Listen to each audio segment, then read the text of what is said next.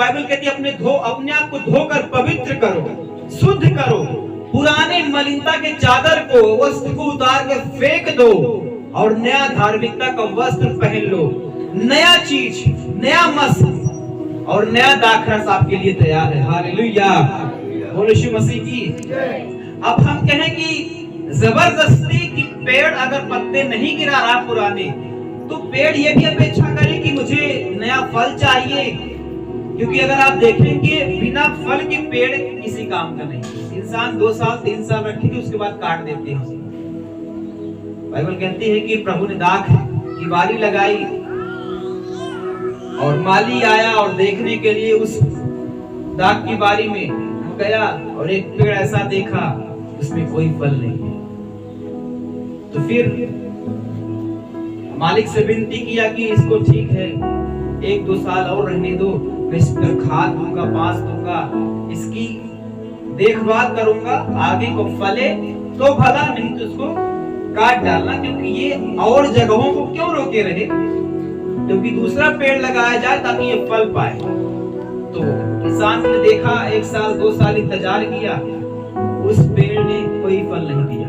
उसके बाद किसान ने उसको काट दिया, जगह साफ हो गई। हालेलुया। तो कहने का अर्थ ये है कि अगर पेड़ में फल नहीं, आपके जीवन में फल नहीं, तो इंसान ही आपको मसीह से दूर कर सकते हैं। किस बात के आप गवाह होंगे कि क्या मैं मसीह के लगता हूं? अगर आप एक मसीह हो तो आपके जीवन में गवाहियां होनी चाहिए, जो शत्रु के मुंह को लज्जित कर सके, आपके विरोधियों को शर्मिंदा कर सके। तो क्या आप गवाह हो?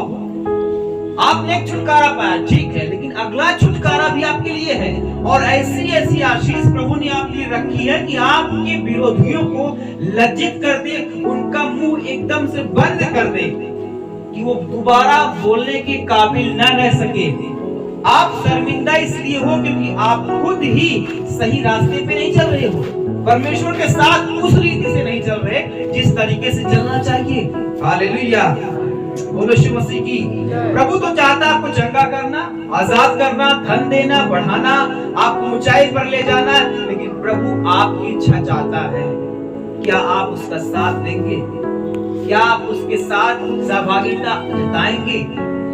प्रभु यहाँ पर रोने लगा कि लाजर मर गया है और लोग अविश्वासी हैं। अगर ये विश्वास करते, ये भी प्रार्थना करते, लाजर यही जिंदा हो जाता, या लाजर मर नहीं पाता, जब बीमार था तभी वो चंगा हो जाता। लेकिन लोग रोने के सिवा उनके पास कोई समाधान नहीं है। हालेलुया। तो प्रभु आपसे कहना चाहता है, रोना बंद करो, चीखना चिल्लाना बंद करो, परमेश्वर जो कह रहा है उसे सुनो और चंगे हो जाओ, आजाद हो जाओ अपनी बीमारियों से। आपको पता है यीशु मसीह ने आपके लिए सलीब उठा लिया, क्रूस को उठा लिया। वो इतना दुख सहा कि इस धरती पर उससे ज्यादा किसी ने दुख नहीं सहा। आप गरीब हो, बाइबल कहती है वो कंगाल हो गया कि आप धनवान हो जाओ। आप बीमार हो, बाइबल कहती है कि वो उसके पीठ पर 39 कोड़े पड़े, इसलिए कि आप चंगे हो जाओ। उसी की मार खाने से आप चंगे हो चुके हो आज से 2023 साल पहले, लेकिन वो चंगाई इस कारण रुकी हुई है क्योंकि आपने अधिकार पत्र किसी और को सौंपा है, अपने जीवन का स्वामी किसी और को बना के रखा है। हो सकता है आपने नशे को अपने जीवन का स्वामी बना लिया हो, गंदी चीजों का या गंदी वीडियोस का, गंदी फिल्मों का या गंदी व्यभिचार की चीजों का। आप जिसको स्वामी बनाएंगे वही काम करेगा आपके जीवन। जब आप पाप करते हो, आप अधिकार देते हो कि वही चीज मुझ में काम करेगी। अगर आप पाप छोड़ना नहीं चाहते तो परमेश्वर कुछ नहीं कर सकता, लेकिन अगर आप पाप छोड़ना चाहते हो तो परमेश्वर निश्चय आपकी सहायता करेगा। हालेलुया। इनमें लोग क्या है, आपकी ताकत थी कि आप नशा छोड़ दिए? परमेश्वर ने बल दिया आपको, वही सामर्थ्य दिया, आपने नशा छोड़ दिया। आप कोई उसी में फंसा हुआ है, वो निकलना नहीं चाहता कि उसको उसी में मजा आ रहा है, लेकिन आप भूल रहे हो बहुत सारी चीजें आप आज वर्तमान में मिस कर दे रहे हो। समय वापस नहीं आता है। आप जितना लेट करोगे आपकी ब्लेसिंग उतनी लेट होती है, और कुछ आशीष ऐसी होती है जो समय पे ना मिले तो उस आशीष का कोई मजा नहीं मिलता।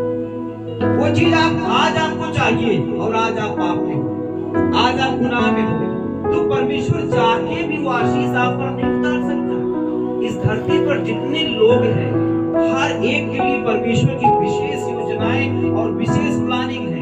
आपको प्रभु टॉप पे रखना चाहता है, ऊंचाई पे रखना चाहता है।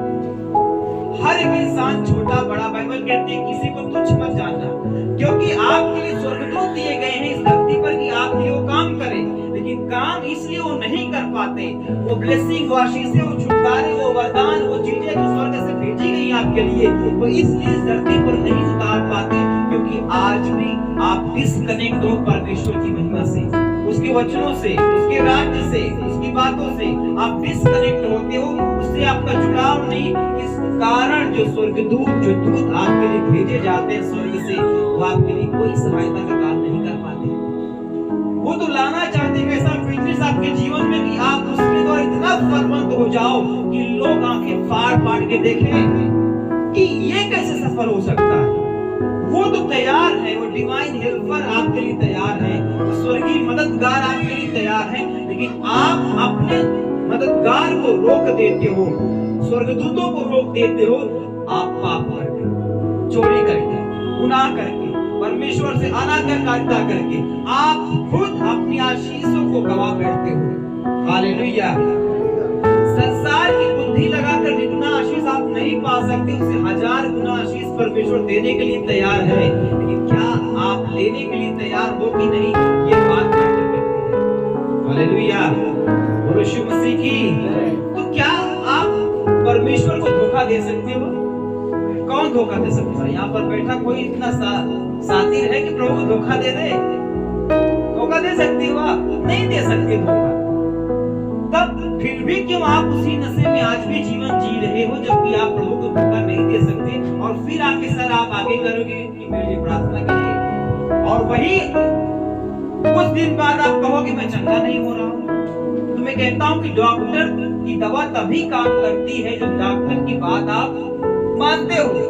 वो बोलेगा कि भैया ये मत खाना, वो मत पीना, ऐसे सर्दी में मत जाना, तो आपको वही समस्या है, तो आप वहीं दौड़ के चले जा रहे हो। जो कुछ मना किया गया वहीं पर जा रहे हो, कह रहे हो कि दवा काम नहीं कर रही। तो दवा कहां से काम करेगी? क्योंकि दवा के साथ साथ कुछ परहेज भी आपको बोला गया कि उसको नहीं खाना है, उसको हाथ भी नहीं लगाना, उसको चखना भी नहीं है।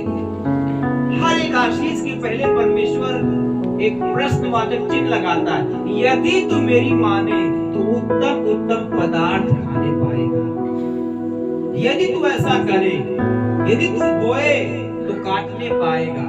हर एक वचन पर एक प्रश्न है कि आप यदि ऐसा करोगे तो ऐसा पाओगे, ऐसा नहीं करोगे तो ऐसा नहीं होगा। हालेलुया।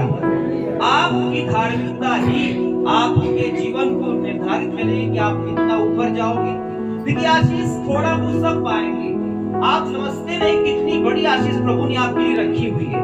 अब मैं कहूँ कि एक व्यक्ति मूर्छा की अवस्था में, अगर ये लाजर कुछ देर बाद अब यीशु मसीह इसको जिंदा कर देंगे, अब लाजर जिंदा हो गया, तो इसके जीवन में सिर्फ यही मौत से निकलना ही नहीं रखा है, बल्कि इसके जीवन में और भी ऊंचाइयां रखी हुई परमेश्वर उसे दे।